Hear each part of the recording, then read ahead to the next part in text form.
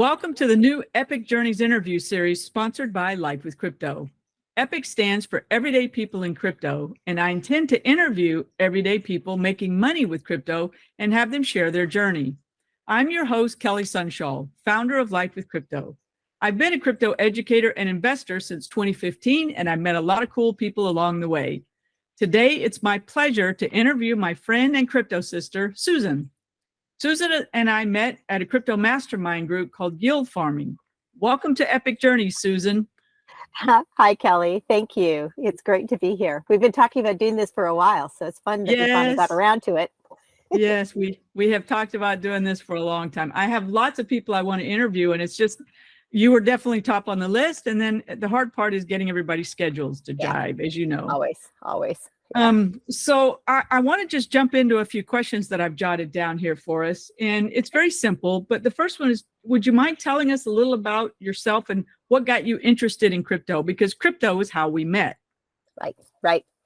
So back in 2008, when the financial markets crashed, I decided then to take control of my own finances and start learning how to actually do my own investing, because it was obvious that nobody else cared whether we were going to be successful or not. As long as the banks were making money, they were happy. They didn't care whether we were as well. So when I started learning, I took some courses on just investing generally, and found that there's all these choices outside of the stock market that were just amazing. And some of them were safer, some of them were more lucrative, but they were just different. And one of those, of course, was crypto.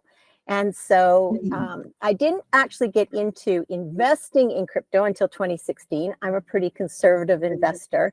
So I was following it and sort of interested in it, but I thought, oh, anything that's small, it's not going to go anywhere, and, don't waste any money. But as time went on and I saw the cycles happening, I realized, okay, even if this isn't lifetime, just catching a cycle is enough to make a huge difference. So in 2016, right before the 17 run up, I went in, I bought a bunch of Bitcoin and a bunch of other things based on a fellow that I was following. And that's when I got into it. And I just fell in love with it. Just the whole character of that industry. It's completely different from anything else in finance. And so I just loved it. Nice. Do you remember the guy's name that you first started following way back? Yeah. It's Tika Tiwari. He's still head on in the middle of it. He's got hundreds of thousands of people that are following him. He was sort of in it right from 2008. Yeah. He is kind of a gambler himself. And he'll tell his own story that he's been like a multimillionaire and then a pauper over and over again, because it took him a long time to learn that you can't ride the cycle up and down. You have to decide what kind of investor you're going to be, and then stick with that if you're going to make it last for the long term. And he's decided that he wants to be in this kind of asset, which means he had to learn the skills for being in speculative type assets. So. Yeah, very good. I actually started off following Tika Tiwari as well. I don't remember the exact year I followed him, and I got a lot of good inside information. A lot of the fundamental analysis he has a whole team doing, and we don't always have time to do all of that. So it was really nice to get some ideas of what to buy. Yeah. And I did join his group early on, maybe in 2018, maybe 2017, 2018, somewhere in there. Right. Very good. So another connection. And I actually connected with him again just recently. He sent me a text, and I was like, wow, cool. Nice to reconnect with you. So very good. Yeah. Well, now that you're into crypto, and you have been for a long time, it's funny, you call yourself a conservative investor, but getting into crypto in 2016 was actually pretty early and pretty risky. Yeah. Well, it was, and it's why I watched it for about 4 years before I even put any in. And when I did go in, I only put $100 in. It was this idea that, well, I can afford to lose $100 And Yeah. so let's just try it. And it was good timing because it was right before that run up. So I Yeah. put in $100 and then it started moving. And so then I started following up. It was, what's interesting about the crypto markets is every run up has a different flavor to it. So the one before that was just Bitcoin. And probably the first 4 of them were just Bitcoin. But when I got into it, it was all the little ICOs were starting. People were going, Yeah. oh, this is a real thing. And we can now use our Bitcoin to buy other things. So it was sort of that next layer of speculation. And so, and Tika was in it, and he had a great story for every one of his recommendations. And so, Yep. and in those days, you didn't buy things directly like you do today, where you can just go in and buy anything, poly, right from US dollar or anything. In those Right. days, you had to buy Bitcoin, and then you used Bitcoin to buy everything else. So here I had gone and bought a whole bunch of Bitcoin. Eventually, I had, probably close to $5,000 in Bitcoin that I'd picked up a little bit at a time. But most of it got converted over into these other little shitcoins, basically. And so in the end, and I wrote them up and I wrote them down because even I was not experienced. I did the same thing Tika did in the early days. I'm used to investing, where you invest, you put the money in, and then you just wait for the future, right? Well, half of them were just gone. 6 months later, they had completely imploded and disappeared. So I realized it was a different kind of investing. I had to pay attention and learn a different type of investing. And so then I had to make decisions. Well, and then, of course, they all died, but the Bitcoin stayed up. And I thought, if I had just bought the Bitcoin and left it alone, not done anything else, I'd have been way ahead. I had I don't know, 10 or 11 Bitcoin at that point. And today, I would have been done. That would have been it. Just those 10, done. Never touch another crypto again. You're finished, right? That's right. But I didn't. I used most of it. And so then it was a matter of rebuilding it again in the next cycle. And the next cycle was a lot more expensive than the next cycle was. Yeah. So, It's getting harder and harder to make huge money amounts on the of Bitcoin gains. Yeah. Even on any of the cryptos now. Yeah. Like when I got started in 2015, I only bought Bitcoin. That's all there was. And I only bought 3. That was my experiment. And of course, as you well know, I sold mine long before the run up. Or they had gone up like threefold, and I was so excited because it had gone up threefold, and I thought, oh my, I made so much money, this is so awesome, I'm going to sell it. And then of course it kept on going. it eventually kept on going. But after I sold my Bitcoin, I realized that there's stuff going on here, and I thought I had missed the Bitcoin boat. So shortly after that, Ethereum launched its token, Ether. And I don't know why, but I was drawn to it intuitively. I thought, I miss Bitcoin. I thought I'd miss Bitcoin when Bitcoin was $1,200. I should have just bought a boatload more. But instead, I started buying Ether when it was like $7 or $8. Yeah. And I never did get a boatload of Bitcoin, but I ended up, basically DCAing into Ether week after week. And I started out with as little as $100, because that's all you need. It's all I had. It's all I could afford to buy is actually. And I just kept buying until it went up to about $300 and something. And then I said, oh, that's got to be enough. That's getting expensive. Don't we wish we had hindsight? And then, it's because it's just not expected. We haven't seen a new asset class ever. In hundreds of years, we've not seen a new asset class brought into the markets.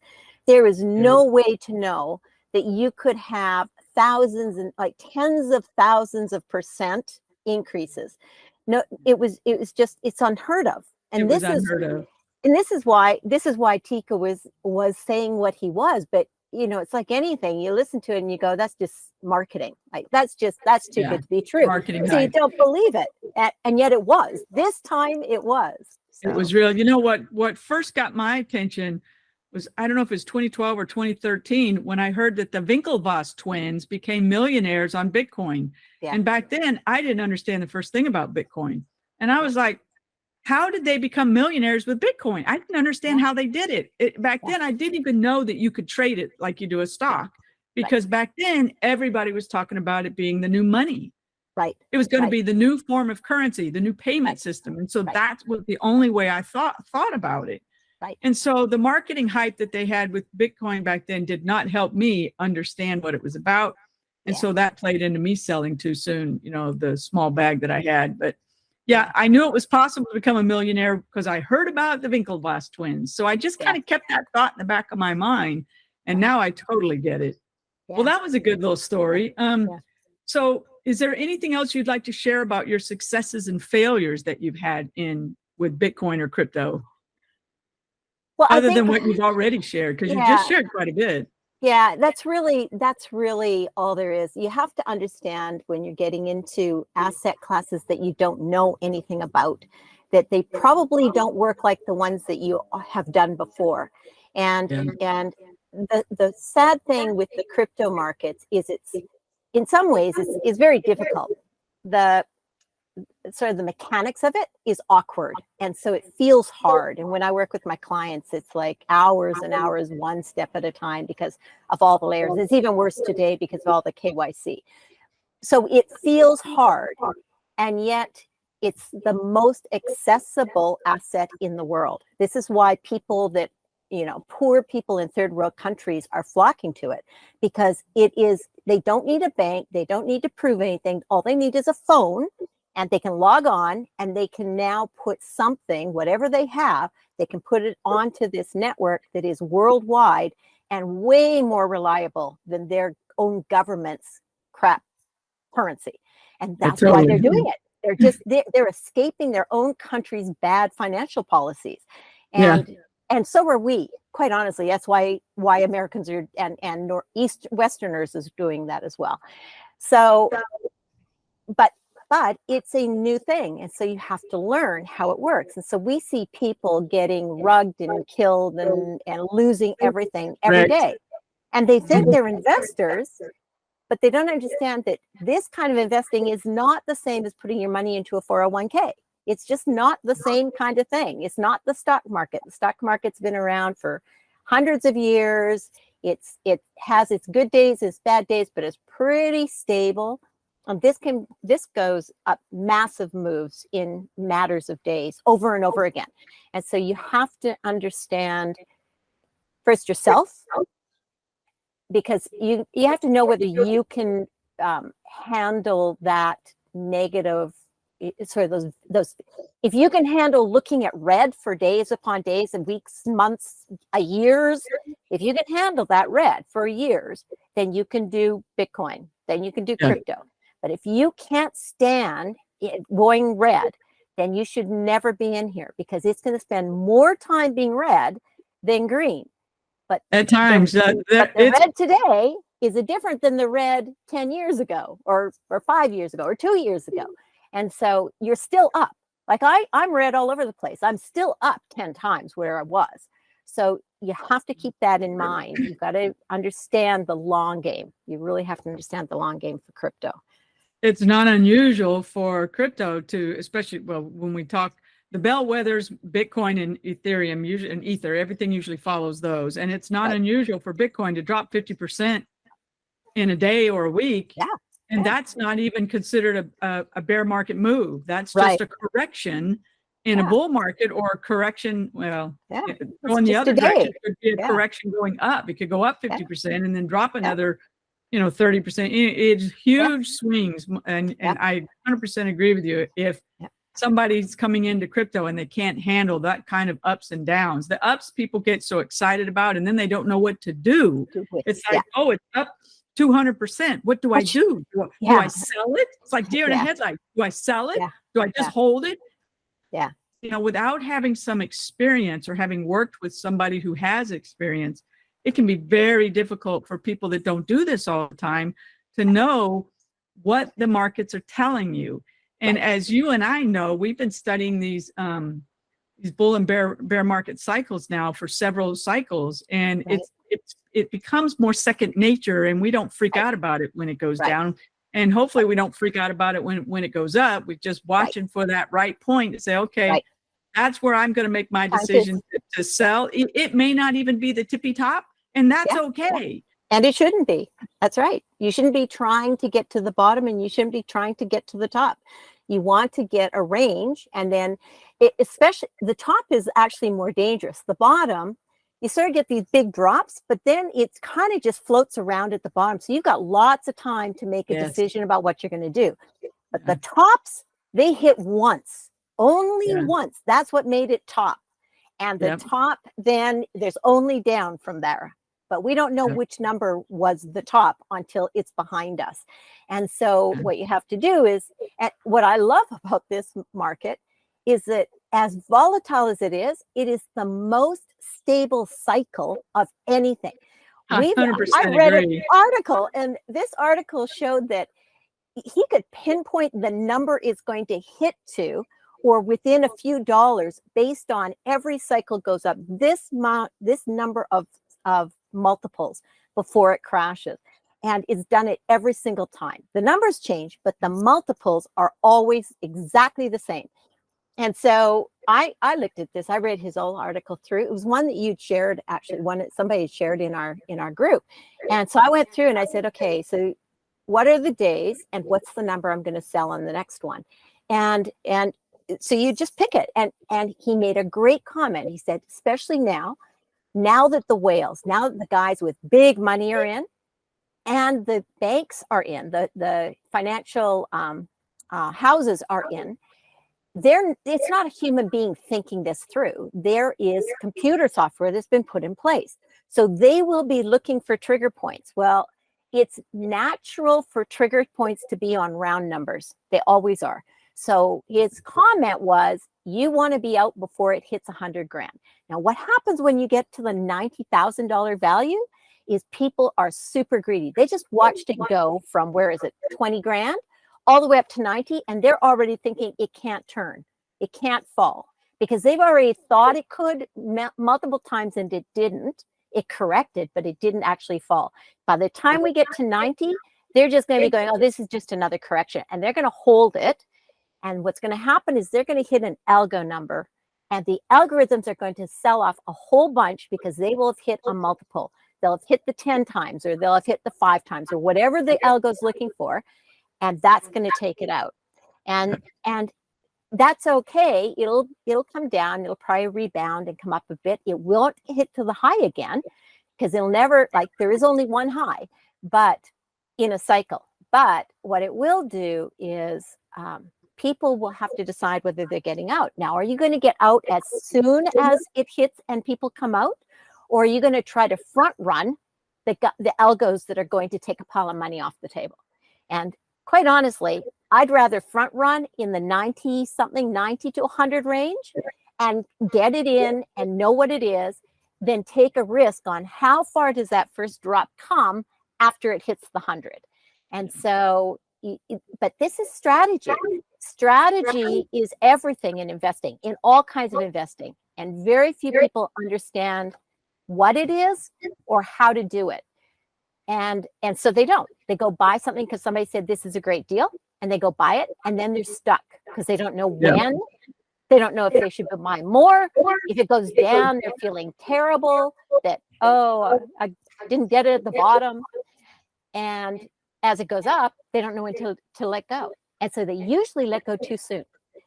And I can't tell you how many times I've heard that, people telling, people that have come to me for help, and they say something like, I ask them, well, what made you buy that particular token? Because it's some, poo token, as I call it. Yeah. It's some poo token that is like, at the bottom of the percentile of the 25,000 tokens out there. And I said, what made you buy that one? And said, oh, my next door neighbor said it was a great one to buy.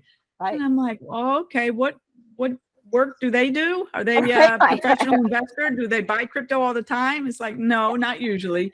I've heard so many stories like that. And I 100% agree with everything you just shared. That's right. Well, and then they lose it because they think it must be a sure thing. So they put a ton of money on it. One asset has no knowledge. They have no knowledge, and they put a big chunk of money on it. Then it fails. And now they think the problem is with crypto. And it's not. Crypto is like a gift. It's a gift from heaven to have crypto in this generation when everything else is falling apart. But when you don't do it right, then you're going to go down anyway with the old system.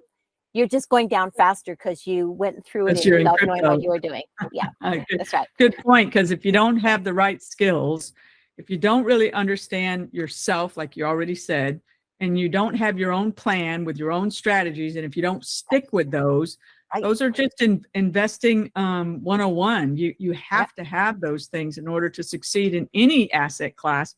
And it's even more necessary in crypto because of the wild swings.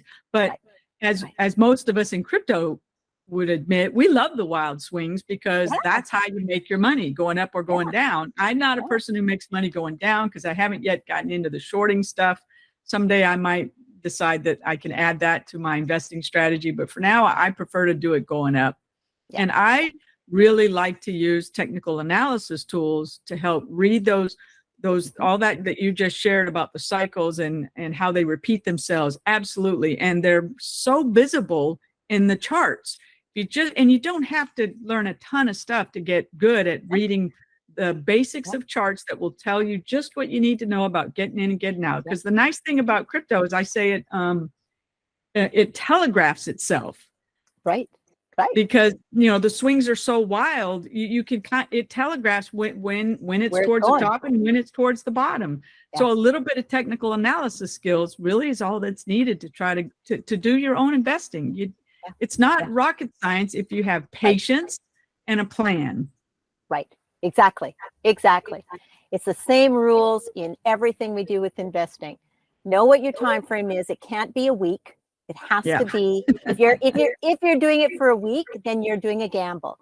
If you're investing with a 10-year plan minimum, and then have a plan on how do you get in and how do you get out. And that ties to the purpose of the asset. So I buy Bitcoin for one reason, and I buy Polygon for a different reason, and I buy gold for a different reason, and I buy stocks for a different reason. And every asset in my portfolio has a different purpose that is part of a holistic portfolio. And by being diversified across the different assets, they can, when one thing's doing badly, usually there's at least one other that is doing well. Because the interesting thing, another thing that most people don't understand is that the money doesn't actually go away. Wealth doesn't actually disappear. You read the headlines and they go, $4 billion was lost on the last crypto crash. Well, $4 billion wasn't lost. $4 billion moved. It went somewhere else. And if you were there, then you actually were part of receiving the $4 billion that just moved in that direction. And this is where diversity helps. So diversity inside an asset, it's a little bit of it's sort of useful, but it's not the true diversity that protects your life. Your life's protection of investing is a diversity across different assets. And so when somebody says, well, I have a diverse portfolio because I have all kinds of different things in my 401k, I go, you have all your eggs in one basket. There's no diversity there. I don't care that you have Facebook and Microsoft and Tesla. Those are all, they're not even diverse outside the asset type within those kinds of assets. And but even those people that go, okay, well, I have some consumer products, I have some pharmacy products, and I have some tech products, and I have some utility products. Now that's some diversity within these stock assets, but it's still not true diversity. It's not the diversity that's going to protect you from a stock crash. A stock crash takes everything, including your gold. It takes everything. The question is, what's the first thing to come out? And that's why you have gold in that space, to be the first thing to start lifting you back out. But if you want true diversity where there's not a day where you feel broke, you have to have assets in the stock market, in your crypto market, in insurance, in hard assets, real estate and gold and all of these things. That's a diverse portfolio. And that's how you keep your net worth. And of course, you're keeping your net worth so that you have leverage. So that even when you think of people that lost their houses in 2008, most of those people, all of their net worth was in that house, but most of that house belonged to the bank. And so when they lost the house, they lost everything that they owned, because that was where all their money was. That is the worst scenario. We think real estate is the safest investment, and it is until the world blows up around you, and then it's one of the worst because you can't even sell it. Yeah, I'm of the opinion that real estate is going to come back down to earth. I do too. And crash. I'm not looking forward to it.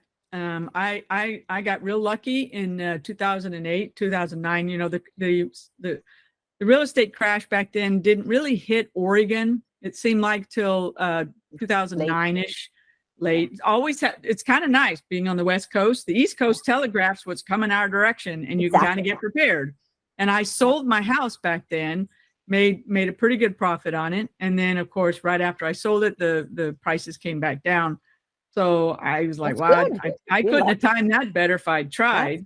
That's right. And now I keep thinking, you know, we want to expand in some more real estate. But ever since that date, real estate and the stock market has literally had a trajectory uphill. I just was looking at a long range chart the other day of the stock market. I was like, Lord have mercy. Ever since the last crash, it's literally been like this. Yes. So, you know, what goes up has to come down. Right. That is the nature of the universe. Right. So we know that real estate has got to come down. Yeah. And I keep wondering, you know, how is crypto going to handle all that's going on in the banking world right now, with banks being shut down all around the world, banks collapsing here and collapsing there. It's helping gold. You notice gold prices shot up again today. I was like, well, that was kind of a nice surprise, but crypto is holding its own. But the thing about crypto, as you have been talking about, it is a risk asset. It's a risk on asset, not like gold and not like real estate. To me, those are much relatively, it's all relative, but relatively less risky assets compared to crypto. Yeah. And I can't help but wonder what's going to happen, because we have no history. We have so little history with crypto to look behind to try to guesstimate what's going to happen going forward. Whereas real estate, we have something to look behind to guesstimate going forward. Hundreds of years. Yeah. And that's right. Same with stock market. You have some stock market. So, you know, everybody's kind of guessing. You know, I feel like I keep hearing, you know, some of the people in our yield farming group talking about, you know, some people think it's going to go up. Some people think it's going to go down. I mean, I literally have heard both sides of the story. What do you think? So that's such a great question. And of course, if you go out and read any of them or listen to the YouTubers, everybody's all over the place. Nobody, for exactly that reason, nobody has any idea. This is Susan's opinion.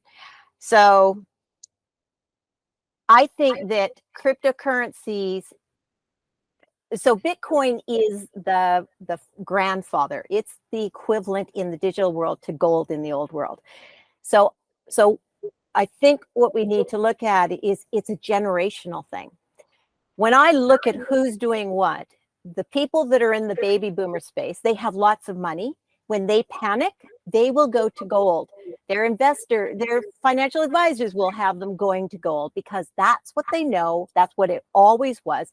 And I believe that gold is going to just take off when things really start to crumble, when it becomes really obvious that they got to do something. The people with the most assets will go to gold if they're in an age range that's 50 and above. Kids will never, the young people, the 20-year-olds today will never buy gold. They just look at it going, oh my God, you want me to carry rocks around in my backpack? Like, really? Why would I do that? Because they live on the digital. So for them, they've never had problems with understanding that something on the computer actually can hold value. Because like my son, he has hundreds and hundreds of Robux points. And he keeps saying, you need to open a bank account for me so I can convert this to cash. And I'm going, yeah, we'll get around to it someday. You know, you're almost aged out. You can go open your own bank account in a couple months. But for him, that is the asset. Like What did you call it? You call it Robo? Robux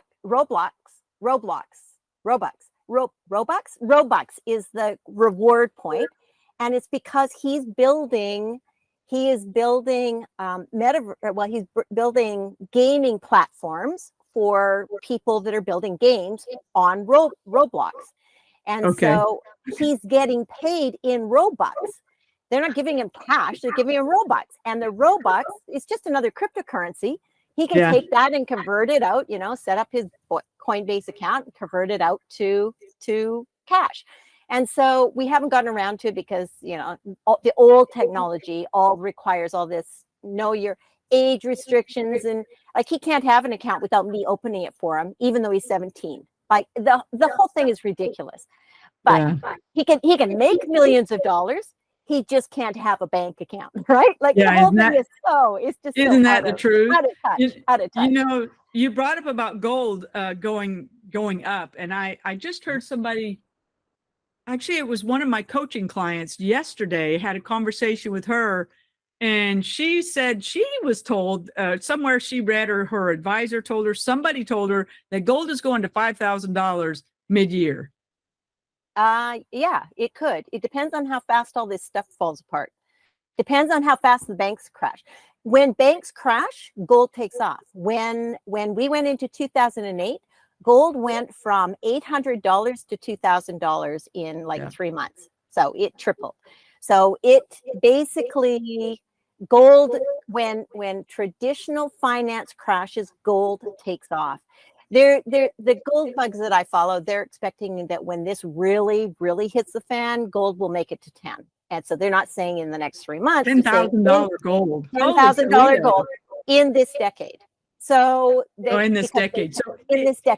If it were to triple like it did before, how long did it take to triple? Do you remember? I think you just said. Couple months. It was really? when the crash because what happens when a stock market crashes, then it drops. So it gets sort of that first 25 to 50% drop. And then it sort of tries to rebound, and everybody tries to tell themselves it's going to be okay. And then it's not. And then it crashes again. And so it crashes over the year. And it usually takes 18 months for the full crash to come in. And then we sit at the bottom for a year or 18 months until things have been washed out, and then it starts to build again. So gold will take, so that whole time, well, every time it does another drop in the market, gold does another bump up. And then they try to bring it back, and gold will come down a little bit, but gold's hard to buy and sell.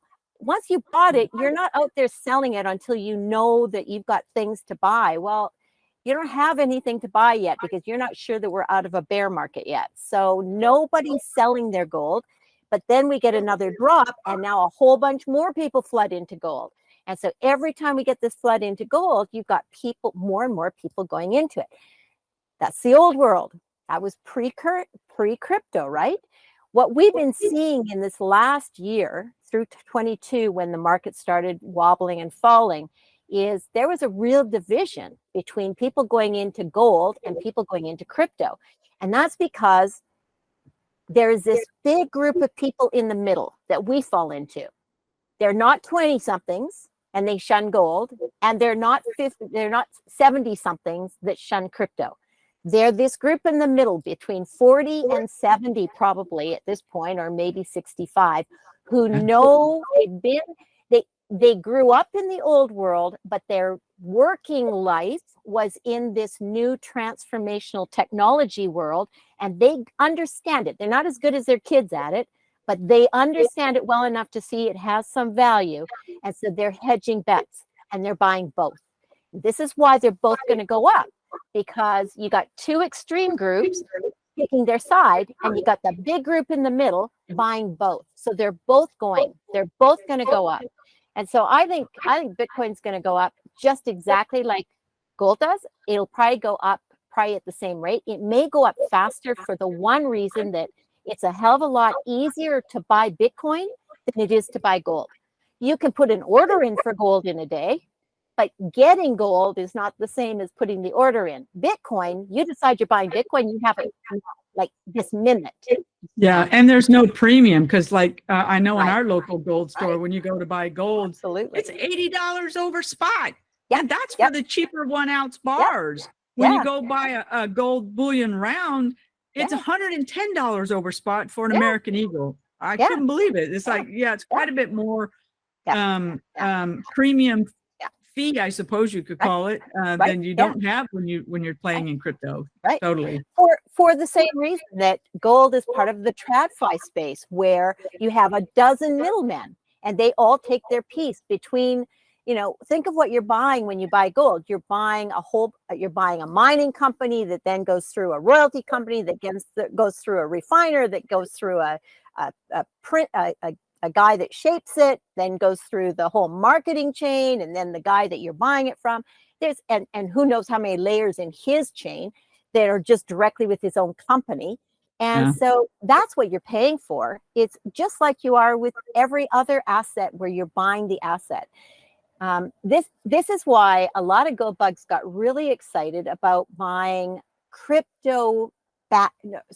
gold-backed crypto, because they said, we can actually buy gold. We don't necessarily hold it in our hands, but it's with a third party that we trust. And we don't have to pay for all that in between stuff, because those guys are the guys that are doing all that work. And so they're not charging it forward because they don't have to send it to us. That's right. Right. I've noticed there's several gold-backed cryptos out there. I'm trying to remember some of the names. Pax Gold or Pax. Gold. Yeah, that's the one that I had. Yeah, Pax Gold. Do you still like those? Do you still think it's worthwhile to own a crypto that's backed by gold? And do you trust that it's actually backed by gold? When I bought it, I did, because for all those reasons that I get to buy gold without all of the overhead that goes with it. But as I see what's happening to the old systems, I don't trust it. There's too many. The true value of gold, what gives gold gold coin its real value, is that it's in your hand, it's buried in your backyard, and if anything happens, you've got your shovel to go pull it out and carry it wherever you're going. It is the only asset in the world that has no third party involvement. It's the only asset that maintains durable value that has no third party. As soon as you introduce anything else, if you've decided, well, I'm going to buy my gold, but I don't want to have it in my house, so I'm going to store it down in the Cayman Islands, you just basically, it's the same as in crypto, right? No keys, no owner, right? No money. Yep. If you don't have the key, then you don't own the asset. And that's the same thing. If your asset is not in your hands physically, you are betting on somebody being trustworthy enough that when everything melts down, they don't just go, oh wow, well, I got to save myself first, and they go and empty all the little accounts out, and they head off to some other island where you can't find them. So nice. these are true. So you got to decide. Again, always comes back, what's the purpose of why you're buying what you're buying? And if you're buying it for security, the only way to be secure is to put your own security fence around yourself and hold it inside the fence. It's the only security there is. They have to kill you for it. And oh, well, if they kill you, you didn't need it anymore anyway. But that's what it takes, right? Getting a little extreme, but it's true. I mean, that's it, right? So when it gets, because if things go as bad as they could, the way it's happened in other countries in the past, we could end up in anarchy, where there are no laws anymore, and we're in civil war. And once you're in civil war, there's a reason why we've got people around this country stocking up on ammunition, guns, and food. They know that when things get desperate, they have to protect their own. And if they can't protect their own, then they just end up being one of the more people out there looking for what they can go get. So I just want to let people know that are hearing this. We don't know that there's a civil war coming. We don't expect there's a civil war coming. Right. This is just a what if. And That's this right. this is all right. about, taking care of yourself Right. because you don't know what's happening all around you. Right. So don't go panicking and thinking Right. that you got to go buy Right. guns and ammo Right. and all Right. that stuff Right. because Yes. I've Not had what many this is. people suggest that I go buy, that sort of thing. And I just have a hard time. I have a hard time wanting to do that. I much prefer to invest in property and Yeah, assets and stuff positive. like that. And Yeah. take care of Believe me, myself it's that going to get way. better. Yeah. Yeah. Believe Well, me, it's so going to this be has better. been a really nice conversation about not just crypto, but gold and investing in of all kinds of sorts. And I'm wondering if you'd like to tell us a little bit about what you do besides crypto and besides investing, because I know that you have a business, and then I'm hoping that you'll tell the audience about it. Yeah. So I do. I have a business. It's called Wealthy Wise Woman, and it is an education business. And I teach women primarily because they don't have access to this knowledge like men have always had. And they have many beliefs that are based on sort of cultural norms and just lack of experience with money and investing that have been carried forward. But today, women have lots of money. Women have high-paying jobs. They have a desire to make impact in the world, but they don't necessarily know how to do it. And they do what they've always done, which is give their time away. And so once they learn that money is not evil and that their time has value and they should be trading their time to get paid for that value, now all of a sudden they have that next problem, which is now I got all this money, what do I do with that? And so what I do is I teach them pretty much all the things that we've been talking about and more.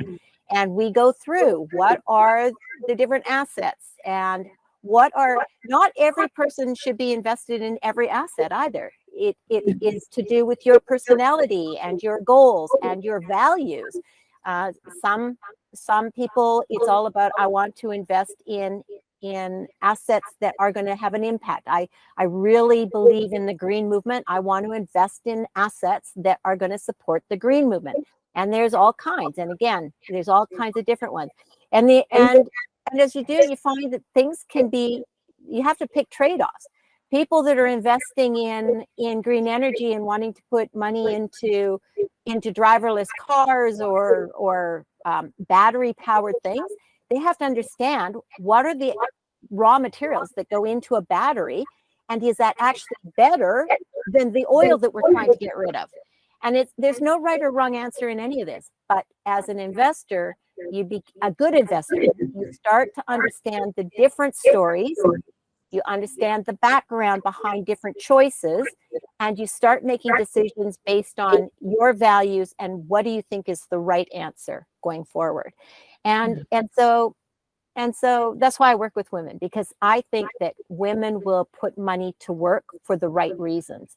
It's not just about increasing the bottom line and playing the game. It's about making money work. And women tend to be a much more conservative group of investors because they see money as a protective product. They see it as security, whereas men see money as a toy. It's something they play with. They try to see how big they can make it, and it's okay. They're both good. You kind of need a little bit of both so that you can not blow it, and you always have some, but you can actually grow it fast enough that it can make a real difference. And so these are the kinds of things we talk about. And so there's a program I take them through. We learn about the person first, and then we learn about what the goals are, and then we learn about which assets are the right ones to dive into. And then I teach on the different assets, and then we build a portfolio. And then she can either continue on and we implement the portfolio together, or she can go off and implement it on herself and pick the actual products within those asset classes based on how to evaluate, which is one of the skills that she learns within the program. And so, and every woman goes at a different pace. The most important thing to me is that by the time they're done, they're confident that they can do something. Because if they're confident, then it doesn't matter if it's slow or fast, they're already doing something, and that's helping them build their confidence. And that's where we have to start. Very good. Very good. That's a very good description. Well, if any of our viewers wanted to get a hold of you and talk about, if any women watching wanted to get a hold of you and talk about what you do, how would they do that? So the best place to get hold of me is on LinkedIn, or you can book a call with me on Calendly. And actually, I don't have those ready. Can I just send them to you and you can add them on, Kelly? Or do you want me to go pick them up and put them in the chat here? Well, I'm not sure how I'd add it to the video, but if you just want to say out loud, what's your LinkedIn handle, Okay. that people ought to be able to find you on LinkedIn. Okay. It's just under my name, Susan Ritter, and Wealthy Wise Woman. If you put those two in, then you should be able to find me. So Susan, Susan, A-N, and Ritter, Ritter. Yes. And then Wealthy Wise Woman. I think that ought to be Right. easy to search Yeah. for on LinkedIn. Yeah, it is. And it's woman. It's an A, not a women. It's woman. Yeah, woman. It's one. Yeah. It's one. Okay. Yeah, WOMAN. Yeah, that's right. Excellent. And that's probably the easiest way to do it, because the Calendly, of course, is going to have a whole long thing on it. So if you just want to reach out on LinkedIn, this gives everybody a reach, simple place to get connected to you, and then that's right. you can And they can follow. And then it can expand on that from there. Yeah. Well, that's right. we're almost out of time today. Is there any last thoughts you'd like to leave us with before we go? Just that investing is fun. It really is fun, and it's going to give you a reason to engage in the world. You're going to start finding out, as you're looking for things to invest in and figuring out what you want to invest, what kinds of things to invest in.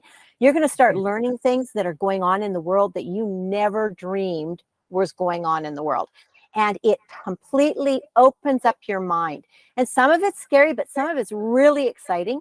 And so if you can find then those things and find people that are in that area, then you're going to find a whole new network of people. Like when I started investing, I created a whole new network of people that are nothing like the people that I worked with. And they've become best friends of mine, because there's something it's just fun. It's fun, it's passionate, and you feel like you're part of making the future.